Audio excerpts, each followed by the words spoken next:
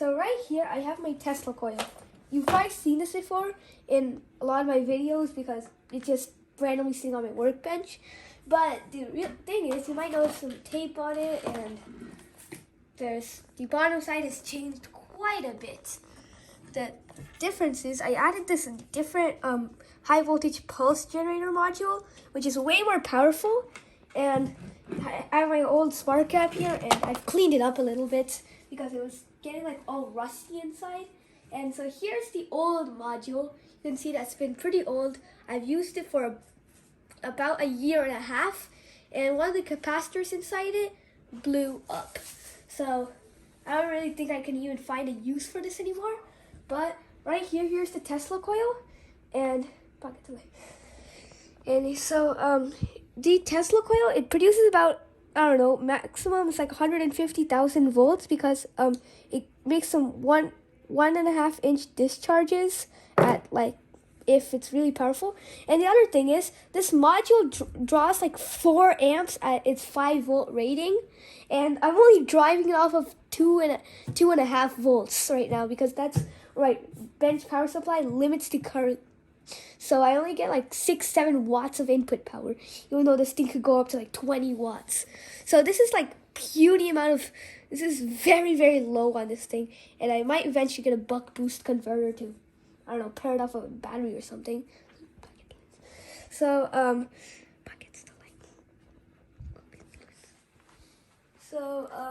right now, I'm going to go ahead and touch the output. And one of the questions you guys had on my old Tesla coil was, I touched the output using a metal rod, and that seems so neat display, but I don't have to touch with a metal rod to make anything happen. I can do it with even my finger. And those are some big sparks.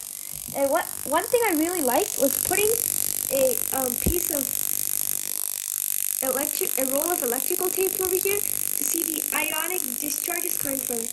No, it's not really arcing to the electrical tape. It's arcing to the air around the electrical tape.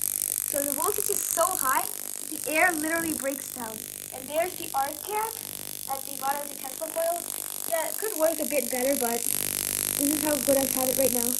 And so, you can see the about 1 to 1.5 inch sparks that are jumping to my hand. So, now, if you want to know how a Tesla coil works, we'll measure the waveforms coming out of it on my scope. But you're going to be probably like, hey, you can't push 100,000 volts into an oscilloscope like this one right here. So I'll just hold the scope probe up in the air and bring my hand close to the Tesla coil. This will absorb the electric field of the Tesla coil, and this should hopefully give us our waveforms on the scope. So we'll see all the frequencies, because there's 3 frequencies from this thing, even though a normal Tesla coil only has 2 frequencies. The primary frequency and the secondary frequency are the exact same. But my Tesla coil, when I haven't had it fully tuned, there's actually 2 separate frequencies for the primary coil and the secondary coil. And the arc gap fires at its own frequency, which is true to every single Tesla coil, unless it's a solid state Tesla coil. But this is a standard spark gap Tesla coil. And if I zoom in to here, come on. Oh, that's too far. There. Let's stop it right there. Now, if we use this knob, it's X, yeah, sure, X2. If I measure between each and every, like, pulse of this gigantically crazy waveform, I can see that, here's this one, go to X1, and I can bring it to here, and right here it says about 50 hertz, 50.251. Well, 50 hertz is good enough, and basically anything at like 50 hertz would be is the firing frequency of the arc gap. And now, if we zoom in quite a bit, you can see that we can see those tiny little pulses. And now, if I measure this one now, X1, I'll bring it in. I'll put this one right here. Go to X2. Yeah, this isn't one of those Keysight oscilloscopes that have a touch screen. This one doesn't have a touch screen. Well, that's fine. And now you can see about 5 kilohertz. I'm not actually sure what frequency this 5 kilohertz is.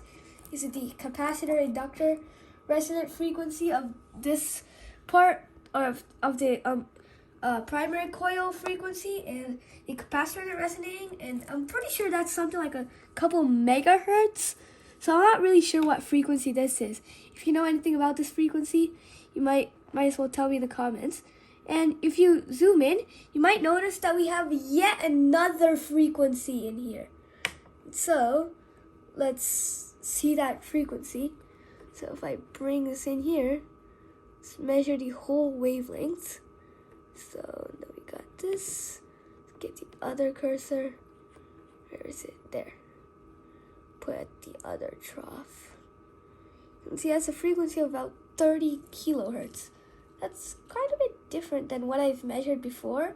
So I'm not really sure what these frequencies are, because when I did because Tesla coils usually have their frequencies in the megahertz, especially without a top load.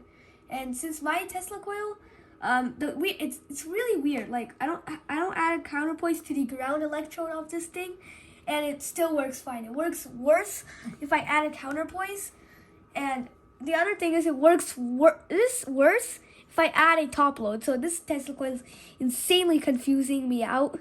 So if anyone knows anything about my Tesla coil and why it might be a little crazy,